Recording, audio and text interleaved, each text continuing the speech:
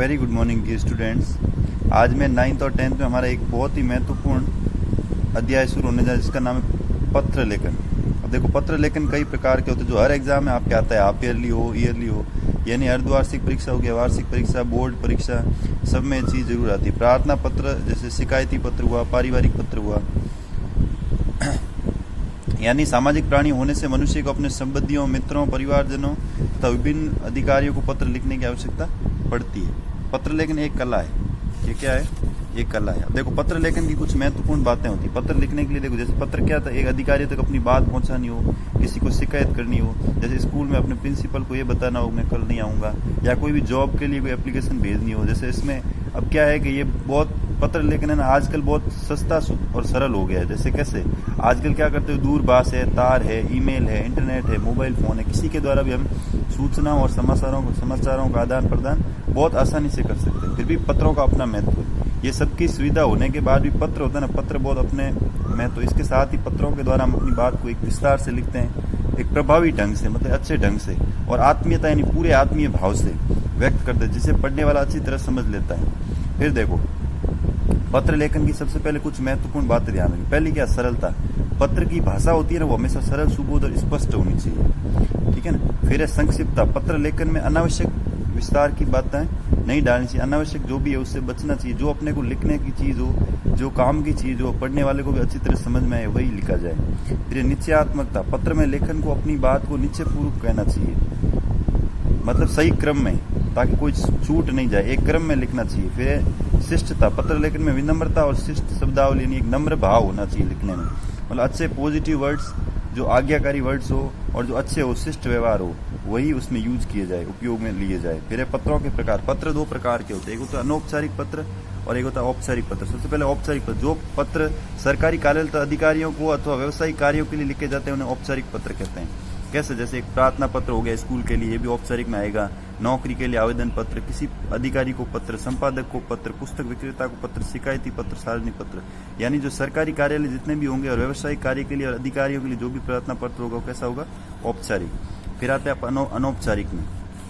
ये पत्र उन लोगों को लिखे जाते हैं जिन लोगों के साथ लेखक का व्यक्तिगत संबंध होता है, यानी जैसे पारिवारिक, जिसके साथ अपना कोई भी संबंध हो, जैसे पारिवारिक सदस्य हो गए, मित्र के बीच में होने वाला व्यवहार, ये सब क्या है? अनौपचारिक पत्र, या कोई निजी पत्र लिखना हो।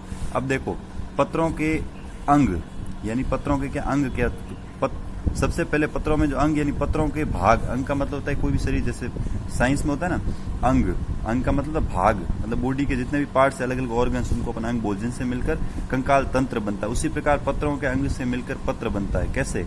पत्र लेखक का पता और दिनांक। यह पत्र के ऊपरी सिरे पर प्राय दाईं और बाईं ओर लिखा जाता है, लेकिन आजकल इसे बाईं ओर लिखने का प्रचलन भी है। पहले ऐसा था कि दाईं ओर भी लिखा जाता है ऊपरी सिरे पर, लेकिन आजकल इसको बाईं ओर लिखने लगे हैं, पता और दिनांक को। संबोधन तथा अभिवादन। ये पत्र के बाईं ओर लिखे जाते हैं। संबोधन और अभिवादन हमेशा पत्र के बाईं ओर होंगे। पहले संबोधन शब्द लिखा जाता है, बाद में अभिवादन किया जाता है। औपचारिक पत्रों में अभिवादन शब्द का प्रयोग नहीं होता, मतलब आप एप्लीकेशन जितनी भी लिखोगे ना, औपचारिक में नहीं होगा या अनौपचारिक में होगा, और आप सबको पता है उसमें अभिवादन के लिए लिखा जाता है। फिर पत्र की विशेष सामग्री। पत्र के इस मुख्य भाग द्वारा पत्र पर सूचना है, समाचार है, निवेदन है, आदेश है, शिकायत है, या विषयानुसार अपनी बातें लिखी जाती है। जो अपने को काम हो वही लिखा जाता है। फिर पत्र की समाप्ति। पत्र की समाप्ति होने पर ये पत्र की विशेष सामग्री आप समझे, जैसे उसमें लिखते हैं ना विषय लिख के, जो क्या क्या आप पत्र किसके लिए लिख रहे हो, क्यों लिख रहे हो, उसके बारे में। ये वो मोस्टली ज्यादा किसमें होता है? औपचारिक पत्रों में। पत्र की समाप्ति। पत्र की समाप्ति पर लिखने वाले और पत्र प्राप्त करने वाले संबंधों के अनुसार दाहिनी और शब्दावली, तुम्हारा मित्र, भवदीय, प्रार्थी, आपका आज्ञाकारी, तुम्हारा शुभचिंतक, ये सारी चीजें। फिर पत्र पाने वाले का पता। दोनों प्रकार के पत्रों में ये सबसे अंत में लिखा जाता है। पते के साथ पिन कोड अवश्य, ये भी अनौपचारिक या औपचारिक में लिखे जा सकता है। फिर देखो, संबोधन, अभिवादन तथा पत्र के अंत में प्रयुक्त होने शब्दों की तालिका कौन कौन। जैसे एक व्यक्तिगत पत्र लिखना हो, संबंध, जैसे पुत्र पिता को लिख रहा है, पुत्र माता को, तो वो क्या लिखेगा? पूजनीय माताजी या पूज्य पिताजी या पूजनीय माताजी, पूज्या या पूजनीय माताजी। अभिवादन के लिए क्या लिखेगा? सादर चरण स्पर्श, सादर प्रणाम, सादर चरण स्पर्श। फिर देखो, अंत के बाद में क्या लिखेगा? आपका आज्ञाकारी पुत्र या आपका आज्ञाकारी।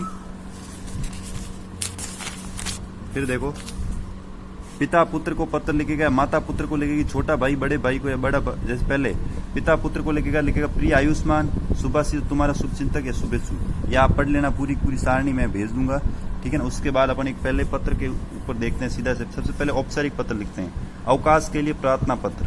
स्वयं को राज्य के सीनियर सेकेंडरी माध्यमिक विद्यालय उदयपुर का छात्र मानकर स्वयं के अस्वस्थ होने से 3 दिन के अवकाश हेतु प्रार्थना पत्र। एग्जाम इसी टाइप का आएगा, अपनी स्कूल का नाम नहीं आएगा, वहां किसी भी स्कूल का नाम दिया वही आप लिखना। जैसे सबसे पहले लिखा सेवा में, ये ध्यान रखना ऑर्डर यही होना चाहिए, सेवा में श्रीमान प्रधानाचार्य, यानी अपन किसको पत्र, सबसे पहले सेवा में लिखो, उसके बाद किसको पत्र लिख रहे हो, श्रीमान प्रधानाचार्य महोदय को, और फिर उनकी स्कूल का नाम यानी एड्रेस।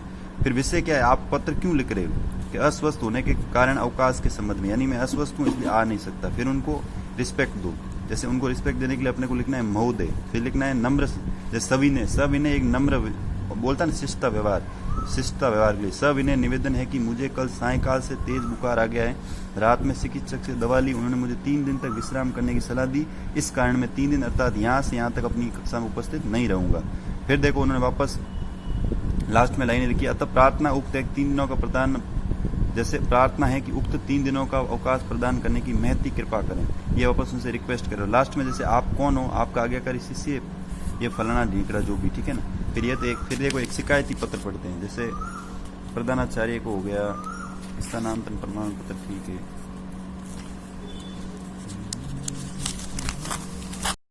तो शिकायती पत्र है, जलदाय विभाग, जल का संकट, शिकायती पत्र। जलदाय विभाग अजमेर के अधिकारी के नाम है शिकायती पत्र में नगर में व्याप्त जल संकट का विवरण। उदाहरण देखो, सेवा में श्रीमान मुख्य अधिकारी महोदय जलदाय विभाग अजमेर, यानी अपन अजमेर के जलदाय विभाग से संपर्क कर रहे हैं, उनको कह रहे हैं भाई, सबसे पहले उनका नाम लिखा श्रीमान मुख्य अधिकारी महोदय जलदाय विभाग अजमेर, फिर उसका विषय लिखा, ये तो एड्रेस हो गया उनका। फिर विषय क्या होगा, नगर में व्याप्त जल संकट के संबंध। फिर महोदय निवेदन है कि पिछले 15 दिनों से नगर में पेयजल की समस्या विकराल, मतलब जो भी आपने प्रॉब्लम थी वो यहाँ लिख दी।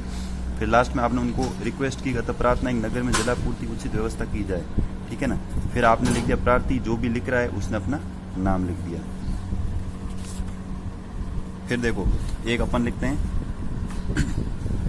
पिता को पत्र, यानी अब अनौपचारिक, वो दोनों औपचारिक पत्र थे, अब अनौपचारिक कैसे लिखते हैं। इसमें सबसे पहले ऊपर देखो राइट साइड के अंदर, यानी दाएं तरफ आपको एड्रेस लिखना आपका खुद का। राधा विहार जयपुर, दिनांक 22 फरवरी 2020 से आप पत्र लिख रहे हो। फिर आपने किसको लिखा, पूजनीय पिताजी को, यानी सबसे पहले पिताजी का नाम है राधा विहार, या जो पिताजी का एड्रेस हो गया राधा विहार जयपुर, दिनांक ये, आपने पिताजी का एड्रेस और जहाँ पे भेजना है। फिर देखो पूजनीय पिताजी फिर उन्होंने उनको आपने रिक्वेस्ट दिया, आदर दिया, फिर साधारण शरण स्पर्श। फिर है मैं यहाँ सकुशल हूँ, आपने पूरा का पूरा लिखा, उनके बारे में आगे लिखा, आपको क्या क्या जो लिखना था। फिर लास्ट में आपने क्या किया, आपका आज्ञाकारी पुत्र रमेश, यानी आपने जो लिखा वो आपने वहां से भेज दिया। तो जो भी मैं आपको अभी फोटो भेजूँ उन सबके आपको होमवर्क के अंदर करने हैं। जय हिंद, धन्यवाद।